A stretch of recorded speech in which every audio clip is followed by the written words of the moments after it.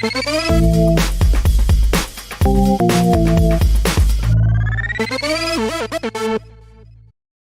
back. Today we are going to look at a very important topic.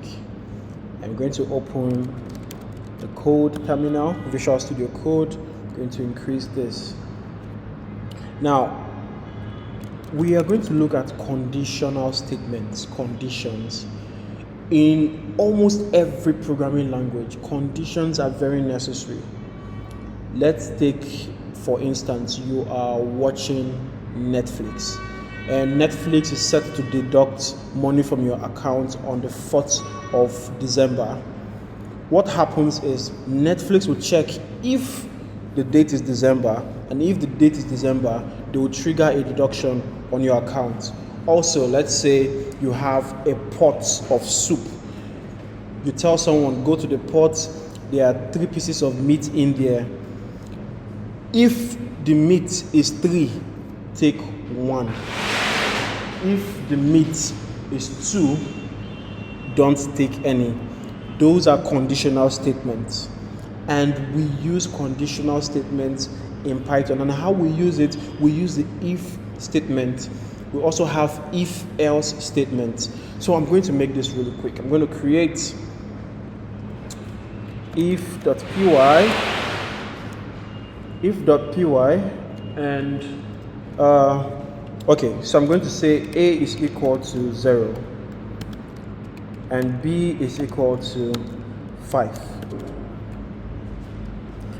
Now I want to check if a is equal to 0, then print a is equal to 0. If b is equal to 5, print b is equal to 5. So to do this, we write if a is equal to 0, then we use colon, we'll press enter. If you notice, there's an indentation, and if you also notice, we didn't use 1 equal to, we used 2 equal to tell Python that we are not assigning, we are checking. Do you understand? So you're actually checking to see if what is on the left, on the right, is equal to what's on the left. So I'm going to say if a is equal to 0, print a is equal to 0. We can also write another statement. If b is equal to 7,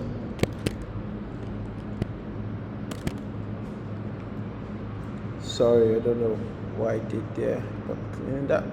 Go to 7, print b is equal to 7. Now when I run this script, Python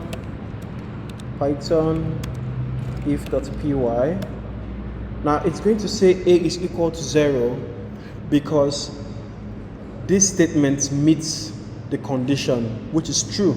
A is equal to 0, but b equal to 5, and over here we are checking if b is equal to 7, and it didn't print. It's because it didn't meet the condition, because in our variable declaration we actually have it that b is equal to 5. So checking that b is 7 is not going to output anything. Another way, okay, and if you notice, when you are writing your output statements or your logic to check, okay, if this triggers this, do this, it's always indented. So your VS Code is going to indent it, and if your VS Code doesn't indent it, that means you have to do it yourself. So when you're writing each statement, you're not going to continue from here. No, you have to indent. All right. Let's take, for instance, someone walks into a bar and the person has to define their age and tell us their age before they drink beer. Okay, how do we write this program? So first of all, we're going to set the age limit. The age limit would be 18 years old, right? And then we're going to ask the user, First, let me just do some fancy print. So print, welcome to Cold Beer. Nice. And then we're going to ask the user, how old are you to drink beer? How old are you? So we're going to say user's age equal to input. How old are you to drink beer? Question mark this. All right. Now we're going to write our if statement, and this time we're going to add an else to it. Okay? We're going to add an else to it.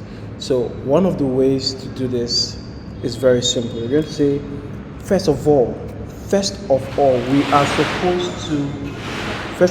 are supposed to convert our inputs. We are supposed to convert our inputs, which is a string, to an integer. Do you get me? So we're going to say int. All right. So let me just go user's age equal to int, which is, remember, we use the int to actually like convert strings to integer, the int function or method. And then we're going to put our user's age inside. So what happens, we've done this before, what happens is whatever is inside the user's age in this variable will be converted to an integer and be thrown over to the left hand side as an integer. So automatically the data type in user's age at the left hand side becomes an integer. Now we're going to write our if statement. If user's age is greater than or equal to, this is what I did here. We have less than, equal to, we have equal to, we have greater than, equal to, we have greater than, we have less than. But this time we're going to check if it's greater than or equal to our already set age limit. We use a column and then we'll write. So if the user's age is greater than or equal to the age limit, we'll print you can drink beer. You can drink beer now. Alright, with a happy face.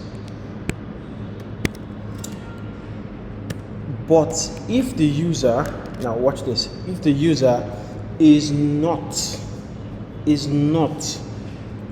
up to the age limit, what we'll do is we're going to go to the next line and press backspace and write else. So if you are up to 18, drink beer. If you are not, that's else, don't drink beer. So we're going to print you cannot drink beer with us. And then I'm going to print this. So here we go. So how old are you? I am 19. It says you can drink beer. If we run this program again, it says how old are you? If I say 12, it says you cannot drink beer with us. All right, so we are going to go deeper in our live coding session at Code Hub. These videos are made just to wet your feet a little, make your feet wet, so that you can understand what we are going to be doing in the live coding session. In the live coding session, we go deeper, we get to ask questions, and we get to break things down. Thank you, and see you in the next video.